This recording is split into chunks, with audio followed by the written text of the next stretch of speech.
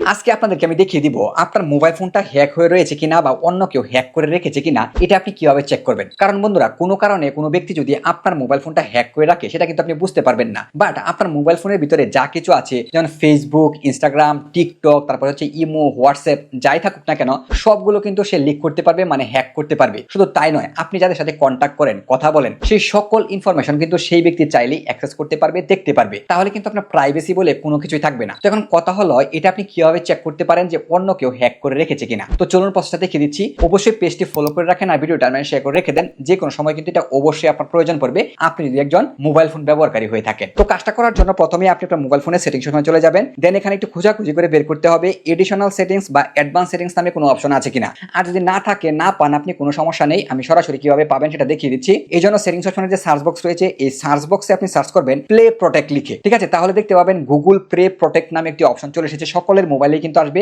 আপনার ফোন যে ভার্সনেরই হোক না কেন, যত পুরাতনই হোক না কেন। দেন এই অপশনটির উপর ক্লিক করবেন। ক্লিক করার পর বন্ধুরা, এখানে আবারও উপরের দিকে দেখুন গুগল প্লে প্রোটেক্ট নামে একটি অপশন রয়েছে, এটির উপর ক্লিক করবেন। দেন বন্ধুরা, এই যে দেখুন এখানে স্ক্যান নামে একটি অপশন পেয়ে যাবেন, ঠিক আছে? তো আপনি স্ক্যান অপশনটির উপর ক্লিক করে দিবেন। তাহলে দেখবেন কিছুক্ষণ সময় নিয়ে এখানে কিন্তু স্ক্যানিং হবে, বেশ কিছুক্ষণ সময় নেবে, কোনো প্রবলেম নেই, আপনি অপেক্ষা করবেন, ঠিক আছে? তো স্ক্যানিং হওয়ার পর বন্ধুরা, এই যে দেখুন আমার এখানে কিন্তু দেখাচ্ছে নো হার্মফুল অ্যাপস ফাউন্ড, মানে আমার মোবাইলটা কেউ হ্যাক করেনি বা কোনো প্রবলেম যুক্ত কোনো অ্যাপস কিন্তু আমার মোবাইলে নেই। বাট আপনার এখানে যদি থাকে এবং কেউ হ্যাক করে রাখে, তাহলে স্ক্যানের নিচে যে জায়গাটা রয়েছে এই জায়গাটাতে কিন্তু সেই হ্যাকিং সিস্টেমটা দেখাবে। কোনো অ্যাপস হ্যাকিং সিস্টেমে থাকলে আপনার ফোনে সেটাও কিন্তু এখানে দেখাবে। যদি এখানে থাকে তাহলে জাস্ট ক্লিক করে আপনি এখান থেকে সেটা রিমুভ করে দিবেন, ডিলিট করে দিবেন। তা না হলে কিন্তু আপনার যাবতীয় আপনার পার্সোনাল ইনফরমেশন কিন্তু অন্য কেউ নিয়ে যেতে পারবে এবং সকল কিছু কিন্তু অ্যাক্সেস করতে পারবে। বাট আপনি কিন্তু টেরও পাবেন না কত বড় ক্ষতি আপনার হয়ে যাচ্ছে।